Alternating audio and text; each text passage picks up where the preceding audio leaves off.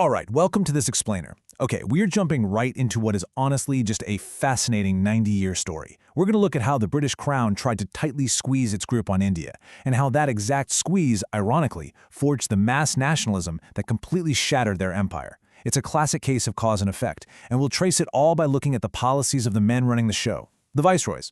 So here's our roadmap for today. We have 5 main sections. 1. The Crown takes control. 2. Oppression versus liberal administration. 3. Curzon sparks Indian nationalism. 4. Reforms, concessions, and conflict. And finally, 5. The road to independence. Let's get right into it. Section 1. The Crown takes control, shifting power after 1857. Now, following the 1857 revolt, there was a massive, fundamental shift in power. The British Parliament passed the Government of India Act of 1858, which legally completely ended the rule of the East India Company. The Governor-General didn't pack his bags, but he did get a massive upgrade, a shiny new title. He became the Viceroy. This meant he was now the direct representative of the British Crown, answering straight up to a newly created Secretary of State for India. And the guy steering this massive transition? Lord Canning. Since he was the last Governor-General, he naturally became our very first Viceroy. Now, Canning is a super interesting figure. The British actually gave him the slightly mocking nickname Clemency Canning because of his relatively lenient policies toward Indians right after the 1857 rebellion. But for your exams, remember this. He kicked off administrative decentralization with the 1861 Indian Councils Act, and he introduced the portfolio system, basically assigning specific departments to individual members. Real structural stuff. Moving on to Section 2, Oppression versus Liberal Administration, the Pendulum Swing. Okay, so this is where it gets really dramatic. We start seeing this massive friction between two back-to-back viceroys who literally could not have had more opposite philosophies. On one side, you have Lord Lytton coming in hot with a really harsh, oppressive stance. He drops the notorious Vernacular Press Act of 1878, which people literally called the Gagging Act, to muzzle Indian language newspapers. Plus, he brings in the Arms Act to stop Indians from even possessing weapons. But then, the pendulum swings hard. Lytton is out, and Lord Ripon is in. Ripon actually repeals the Gagging Act. He brings in the first factory legislation, he pushes for education, and he goes down in history as the father of local self-government. He was, hands down, the most popular viceroy among Indians. You can imagine how this constant, extreme policy whiplash really started waking up Indian political consciousness. Well, all that growing political consciousness definitely needed an outlet, right? And that brings us to Lord Dufferin. His time in office saw what is arguably one of the most monumental events in modern Indian history, the birth of the Indian National Congress in 1885. The whole political landscape was shifting right under their feet. Following Dufferin, Lord Lansdowne had to deal with these rising pressures, which he did by expanding legislative councils through the 1892 Indian Councils Act, all while trying to lock down imperial borders with the Durand Line Agreement. All right, Section 3, Curzon sparks Indian nationalism, the ultimate catalyst. Listen, if you only remember one single viceroy for your exams, make it Lord Curzon. The absolute crucial takeaway here is the 1905 partitioning of Bengal. Now, Curzon was busy. He passed the Universities Act, he set up a police commission, even strengthened the Archaeological Survey of India. But man, did he overreach with Bengal. The official British excuse for partitioning Bengal was administrative efficiency. Sure, but the Indian public saw right through it. To them, it was clearly a textbook divide-and-rule tactic, meant to break apart nationalist strongholds. The wild irony here?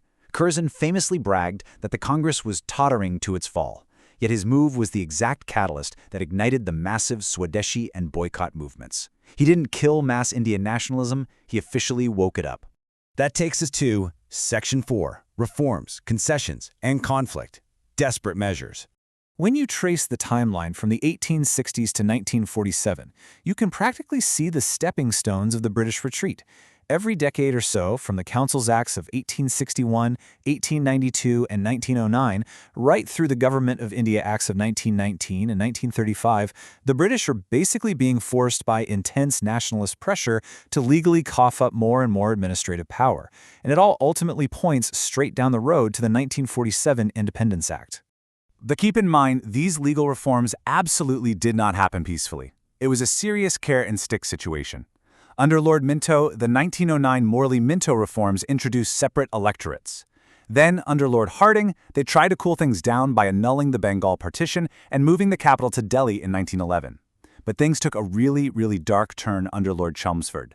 So the 1919 Montagu-Chelmsford reforms bring in diarchy, a dual system of government. Sounds somewhat progressive, right?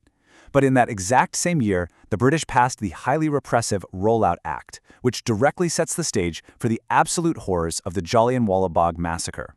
It was just this volatile, toxic mix of legal reform paired with brutal repression. And eventually, that friction just boils over.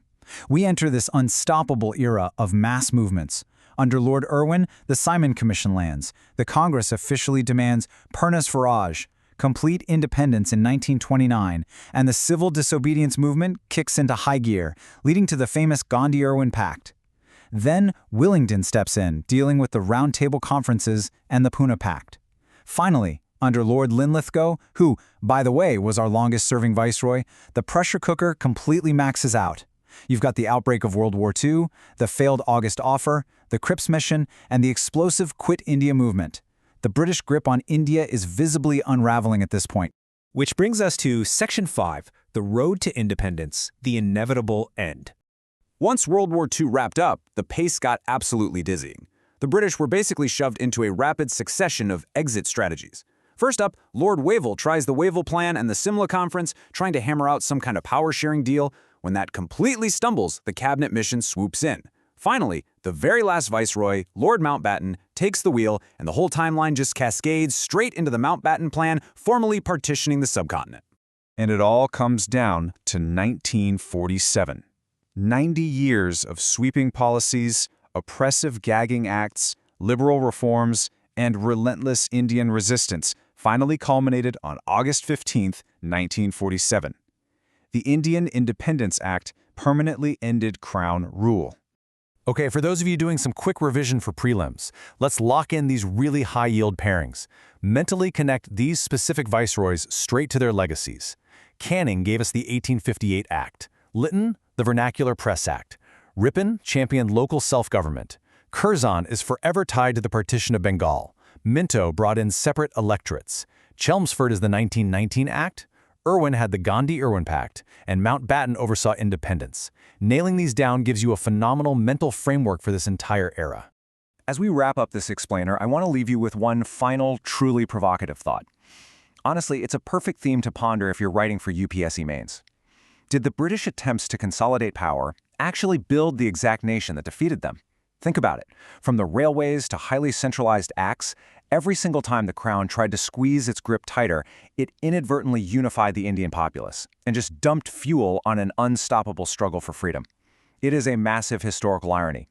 Thank you so much for joining me to explore this incredible timeline. Keep at your studies, and I'll catch you in the next explainer.